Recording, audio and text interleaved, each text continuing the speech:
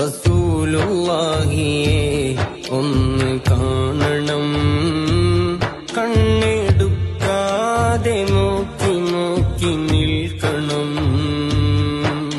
റസൂലുള്ളാന്റെ അരികിലൊന്നിരിക്കണം, പൊന്നു പുന്നാര കദമിൽ വീണ് മുത്തണം. റസൂലുള്ളാന്റെ കവിള് നോക്കി നിൽക്കണം, കമറ് തോൽക്കുന്ന പൽക്കോവ കാണണം.